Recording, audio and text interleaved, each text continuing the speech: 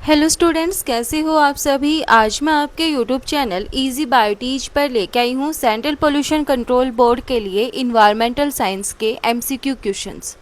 आज के वीडियो में हम 20 क्वेश्चंस को डिस्कस करेंगे एंड जो ये क्वेश्चंस हैं वो हमारे एग्ज़ाम पॉइंट ऑफ व्यू से इम्पोर्टेंट हैं। तो हमारा यहाँ पे फर्स्ट क्वेश्चन दिया गया है, what is the correct order of the 3R principle. 3R principle होता क्या है, जैसे कि रिड्यूस, रीयूज़ और रिसाइकिल। इसको हम क्या बोलते हैं, 3R प्रिंसिपल बोलते हैं। तो यहाँ पे हमें ऑप्शंस दिए गए हैं। ऑप्शन नंबर ए है हमारा रिसाइकल, रीयूज़ और रिड्यूस। ऑप्शन नंबर बी है हमारा यहाँ पे रीयूज़, रिड्यूस और रिसाइकिल। ऑप्शन नंबर सी है रिड्यूस, रीयूज़ और रिसाइकिल। एंड जो ऑप्शन नंबर 4 है वो है नन ऑफ द अबोव। तो यहाँ पे जो हमारा राइट आंसर है वो है option number C. 3R principal क्या होता है, रिड्यूस, रीयूज़ और recycle, that is the 3R principle. उसके बाद हम यहाँ पे देखते हैं नेक्स्ट हमारा क्वेश्चन क्या है, in which of the given year does the amendment of the forest conservation act take place. इनमें से यानी कि जो हमें ये साल दिए गए हैं इनमें से कौन से ईयर में अमेंडमेंट हुई थी फॉरेस्ट कंजर्वेशन एक्ट के अंदर। तो ऑप्शंस हैं 1976, 1988, 1980 और 1971। तो यहाँ पे जो हमारा राइट आंसर है वो है ऑप्शन नंबर बी, 1988 के अंदर क्या हुई थी, जो फॉरेस्ट कंजर्वेशन एक्ट है उसके अंदर अमेंडमेंट हुई थी। इसके बाद हमारे यहाँ पे नेक्स्ट क्वेश्चन है, hepatitis A is what kind of disease. जो हेपेटाइटिस ए है वो कैसे टाइप की डिजीज़ है। तो यहाँ पे हमें ऑप्शंस दिए गए हैं, food contamination, water borne disease, air borne disease and both A and B. तो जो हेपेटाइटिस ए है वो हमारी फूड कॉन्टामिनेशन और वाटर बोर्न डिजीज़ है। तो यहाँ पे जो ऑप्शन नंबर डी है वो हमारे यहाँ पे राइट आंसर है। अब हम यहाँ पे नेक्स्ट क्वेश्चन की बात करते हैं। तो यहाँ पे हमें दिया गया है, mention the category that is the worst sufferer of destruction of environment. तो यहाँ पे ऑप्शंस दिए गए हैं, मॉडरेट क्लास, रिच, पुअर और ऑल ऑफ द अबव। तो यहाँ पे मतलब कौन सी कैटेगरी है जो कि वर्स्ट सफरर है डिस्ट्रक्शन ऑफ इन्वायरमेंट के लिए, तो वो है पुअर। अब यहाँ पे जो CPCB हैं उन्होंने अलग अलग क्राइटेरिया दे रखा है एवरेज के हिसाब से, जैसे कि 0 से लेके 50 तक, यानी कि 1 to 50 तक अगर आपकी रेंज है, मतलब इन्वायरमेंट के अंदर रेंज है पोल्यूशन की, तो वो क्या होता है, गुड होता है, यानी कि अच्छा होता है वो। उसके बाद अगर 51 से लेके 100 तक है तो वो सेटिस्फैक्ट्री होता है। उसके बाद अगर 101 से लेके 200 तक है तो वो कैसी होती है, मॉडरेट रेंज होती है। फिर अगर उसके बाद 201 से लेके 300 तक है तो वो कैसी होती है, पुअर होती है। फिर उसके बाद 301 से लेके 400 तक होती है तो वो कैसी होती है, सीवियर होती है। उसके बाद होती है 401 से लेके 500 तक जो रेंज होती है, जो 301 से लेके 400 तक होती है वो हमारी वेरी पुअर होती है, और 401 से लेके 500 तक होती है वो हमारी सीवियर होती है। तो ये CPCB की तरफ से एयर क्वालिटी इंडेक्स दिया गया है एंड यहाँ से क्वेश्चंस पूछे जाते हैं। उसके बाद हम यहाँ पे बात करें हमारे नेक्स्ट क्वेश्चन की, क्वेश्चन नंबर 5 की, name the most frequent as well as naturally happening disaster. यहाँ पे हमें क्वेश्चंस दिए गए हैं, earthquake, flood, tsunami and none of the above. तो यहाँ पे जो हमारा राइट आंसर है वो है ऑप्शन नंबर बी, फ्लड क्या है, एक मोस्ट फ्रीक्वेंट और नेचुरली हैपनिंग डिजास्टर है। इसके बाद हमारे यहाँ पे नेक्स्ट क्वेश्चन दिया गया है, how many biodiversity hotspots exist in the world. World के अंदर कितने बायोडाइवर्सिटी हॉटस्पॉट एग्जिस्ट करते हैं। ऑप्शंस हैं 34, 30, 35, 36। तो यहाँ पे जो हमारा राइट आंसर है वो है ऑप्शन नंबर डी, 36। वर्ल्ड के अंदर यानी कि बायोडाइवर्सिटी के अंदर कितने हॉटस्पॉट्स हैं, 36 हॉटस्पॉट्स हैं। उसके बाद हमारे यहाँ पे नेक्स्ट क्वेश्चन आता है, state the name of the drug that is associated with the plant source of coffee और टी। यहाँ पे हमें ऑप्शंस दिए गए हैं, camphor, opium Poppy, caffeine, थोरन Apple. तो जैसे कि हमें पता है कॉफ़ी और टी के अंदर क्या प्रेजेंट होता है, कैफीन प्रेजेंट होता है, जो कि क्या कर देता है, स्टिमुलेट कर देता है हॉर्मोन्स को, जिससे जो बॉडी है वो क्या हो जाती है, एक्टिवेट हो जाती है। तो यहाँ पे कौन सी ड्रग है जो कि एसोसिएटेड रहती है with the plant source of coffee और टी, वो है कैफीन। उसके बाद हमारे यहाँ पे नेक्स्ट क्वेश्चन है, name the day that is celebrated as the world environment day. तो यहाँ पे ऑप्शंस दिए गए हैं 5 जून, 6 जून, 8 जून और 10 जून। तो जो 5 जून है वो हमारा वर्ल्ड इन्वायरमेंट डे के जैसे मनाया जाता है हर साल।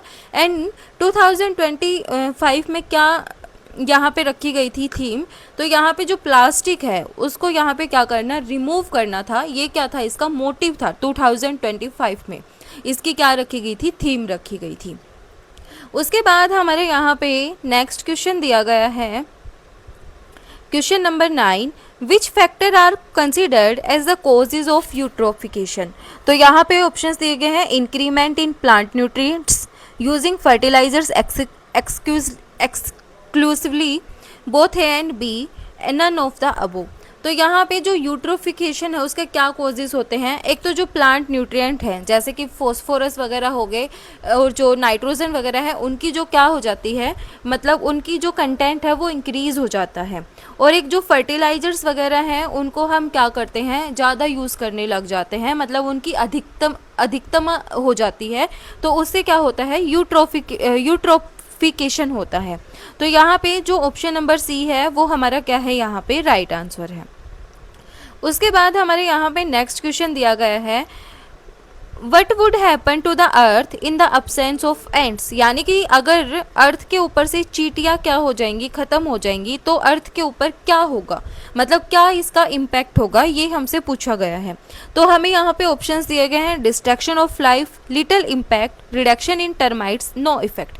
अगर जो चींटियाँ हैं वो अर्थ के ऊपर से ख़त्म हो गई तो जो लाइफ है उसके अंदर क्या आ जाएगी, डिस्ट्रक्शन आ जाएगी, यानी कि लाइफ की क्या हो जाएगी, डिस्ट्रक्शन हो जाएगी। उसके बाद हमें यहाँ पे नेक्स्ट क्वेश्चन दिया गया है, which activity can tend to lower the water table. यहाँ पे ऑप्शंस दिए गए हैं, over grazing, human population growth, soil erosion, over extraction of ground water. तो यहाँ पे जो राइट आंसर है वो है हमारा option number D, over extraction of ground water. उसके बाद हमारे यहाँ पे नेक्स्ट क्वेश्चन है, jowar as well as bajra grow in region having high amount of moisture, low amount of moisture, no moisture and none of the above. तो जो ज्वार और बाजरा है वो कौन से रीजन में ग्रो करते हैं, जहाँ पे लो अमाउंट ऑफ मॉइस्चर होता है। उसके बाद हमें यहाँ पे नेक्स्ट क्वेश्चन दिया गया है, what the reason behind the blue colour of the sky. यानी कि जो स्काई है उसका ब्लू कलर होता है, उसका रीज़न क्या है। ऑप्शंस हैं, जो वाटर वेपर हैं वो प्रेजेंट होते हैं, सनलाइट है वो स्कैटर्ड होती है due to the air molecules, blue light get absorb by the air, blue light is emitted through the atmosphere. तो यहाँ पे इसका क्या रीज़न है, इसका रीज़न है जो सनलाइट है वो क्या होती है, due to the air molecules sunlight क्या होती है, स्कैटर्ड हो जाती है। इसके बाद हमारे यहाँ पे नेक्स्ट क्वेश्चन है, what is the cause of soil pollution. Soil pollution का क्या कोज है, ऑप्शंस है acid rain, ozone, aerosol and none of the above. तो जो एसिड रेन है वो किसका कोज है, वो है सॉइल पोल्यूशन का। इसके बाद हमें यहाँ पे नेक्स्ट क्वेश्चन दिया गया है, व्हाई आर रेडिएशन हार्मफुल। जो रेडिएशंस हैं वो हार्मफुल क्यों होती हैं। तो यहाँ पे हमें ऑप्शंस दिए गए हैं, रेडिएशन की वजह से स्किन कैंसर होता है, रेडिएशन एनीमिया को कॉज करते हैं, रेडिएशन बॉडी टिश्यू को क्या कर देते हैं, चेंज कर देते हैं, और जो रेडिएशन है वो स्टेबल नहीं होती। तो जो रेडिएशंस हैं वो क्या करती हैं, वो स्किन कैंसर को कॉज कर देती हैं। जब भी हम रेडिएशंस के डायरेक्ट कांटेक्ट में आते हैं तो उससे क्या होती हैं, जो हमारी स्किन है वो बर्नड होने लगती हैं, जिससे हमें स्किन कैंसर के कॉजेज़ ज़्यादा हो जाते हैं। उसके बाद हमें यहाँ पे नेक्स्ट क्वेश्चन दिया गया है, name the instrument that is use to measure temperature, pressure as well as humidity at numerous altitudes within the atmosphere. वो कौन सा इंस्ट्रूमेंट है जो क्या करता है, मेज़र करता है टेम्परेचर को, प्रेशर को और ह्यूमिडिटी को at numerous altitude within the atmosphere. तो उसको हम क्या बोलते हैं, रेडियो सोंड। यानी कि इस इंस्ट्रूमेंट से हम क्या करते हैं, टेम्परेचर, प्रेशर और ह्यूमिडिटी तीनों को क्या करते हैं, हम मेज़र करते हैं। उसके बाद हमें यहाँ पे नेक्स्ट क्वेश्चन दिया गया है, name the sea that is commonly referred to as an oceanic desert. Options हैं Sargasso sea, red sea of Japan, Arabian sea. तो यहाँ पे जो हमारा राइट आंसर है वो है ऑप्शन नंबर ए, सारगेसो सी। इसके बाद हमें यहाँ पे नेक्स्ट क्वेश्चन दिया गया है, name the gas that is vital in maintaining atmospheric temperature. वो कौन सी गैस है जो कि वाइटल है for the maintaining atmospheric temperature के लिए। ऑप्शंस है oxygen, carbon dioxide, nitrogen and none of the above. तो यहाँ पे जो हमारा राइट आंसर है वो है option number B, carbon dioxide क्या करती है, एक वाइटल गैस है जो कि मेंटेन करती है एटमॉस्फेरिक टेम्परेचर को। उसके बाद हमें यहाँ पे नेक्स्ट क्वेश्चन दिया गया है, कौन से साइंटिस्ट ने डिस्कवर की थी टर्म इकोसिस्टम। यहाँ पे हमें दिए गए हैं options Odum, Elton, Arthur G Tansley and Clements. तो जो अर्थर जी टेंसले हैं उन्होंने क्या की थी, इकोसिस्टम की जो टर्म है उसको क्या किया था, डिस्कवर किया था। फिर यहाँ पे आता है all species on earth with each other along with their respective environment collectively constitute. यानी कि स्पीसीज जो अर्थ के ऊपर हैं अलोंग विद ईच अदर, उनको हम एक साथ जब आ जाते हैं तो उनको हम क्या बोलेंगे रिस्पेक्टिव इन्वायरमेंट के लिए। तो ऑप्शंस है biosphere, atmosphere, hydrosphere and lithosphere. तो उसको हम क्या बोलते हैं, यानी कि सभी इकोसिस्टम को हम मिला के क्या बनाते हैं, बायोस्फीयर बनाते हैं। तो यहाँ पे जो हमारा राइट आंसर है वो है ऑप्शन नंबर ए। ये थे हमारे कुछ एक क्वेश्चंस इन्वायरमेंटल साइंस के लिए। इसकी एक पीडीएफ है मेरे पास 148 पेजेस की। अगर आपको वो पीडीएफ चाहिए तो आप गूगल से डायरेक्ट डाउनलोड कर सकते हो एंड आप वहाँ से क्या कर सकते हो, जो बेसिक है इन्वायरमेंटल साइंस का उसको आप पढ़ सकते हो। यहाँ पे इसके अंदर सारे क्वेश्चंस दिए गए हैं, सारी जो थ्योरी है वो आपको बताई गई है यहाँ पे इन्वायरमेंटल साइंस की। एंड ये आपके जो एग्ज़ाम है उसके एग्ज़ाम पॉइंट ऑफ व्यू से बहुत ज़्यादा इंपॉर्टेंट है। जैसे कि अब हमसे क्वेश्चंस पूछे गए थे बायोडाइवर्सिटी के, कि बायोस्फीयर हम किसको बोलते हैं, इकोसिस्टम की डेफिनेशंस किसने डिस्कवर की, इकोसिस्टम की टर्म किसने डिस्कवर की थी, ये सब हमसे डायरेक्ट क्वेश्चन पूछे गए थे। तो ये जो पीडीएफ है इसके अंदर हमें ये सब डायरेक्ट बताया गया है। जैसे कि यहाँ पे दिया गया है, जो अर्थर जी टेंसले हैं उन्होंने 1935 में क्या किया था, इकोसिस्टम की टर्म को डिस्कवर किया था। एंड जब सारे इकोसिस्टम को हम कंबाइन कर देते हैं जो कि अर्थ के ऊपर प्रेजेंट होते हैं, उनको हम क्या बोलते हैं, बायोस्फीयर बोलते हैं। तो यहाँ से फर्स्ट पैराग्राफ से ही हमें 2 क्वेश्चंस मिले। उसके बाद हमें ओडम, एलेबे, जो क्लेमेंटिस हैं उन सबको यहाँ पे बताया गया है। तो अगर यहाँ पे 5 यूनिट दी गई हैं इस पीडीएफ के अंदर, अगर आप ये करते हो तो यहाँ से जो बेसिक क्वेश्चंस आपके एग्ज़ाम के अंदर आएंगे वो आप इजी से क्या कर सकते हो, कवर कर सकते हो। ये मैं आपको दिखा देती हूँ इसके अंदर कौन कौन से टॉपिक दिए गए हैं।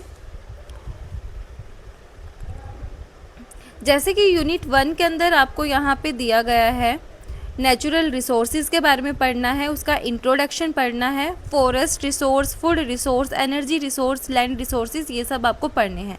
फिर इकोसिस्टम और बायोडाइवर्सिटी के बारे में आपको दिया गया है। उसके बाद जो इन्वायरमेंटल पोल्यूशन है, जैसे कि एयर पोल्यूशन, नॉइज़ पोल्यूशन, जितना भी है सारा आपको इस एक चैप्टर के अंदर बताया गया है। उसके बाद ग्रीन इन्वायरमेंटल इशू के बारे में आपको यहाँ पे पढ़ना है। फिर आपको यहाँ पे इन्वायरमेंटल एथिक्स और उसके इम्पैक्ट, यानी कि EIA से जो क्वेश्चन आते हैं वो सब यहाँ पे आपको बताया गया है। उसका जो बेसिक है वो सब यहाँ पे इस पीडीएफ के अंदर डिफाइन किया गया है।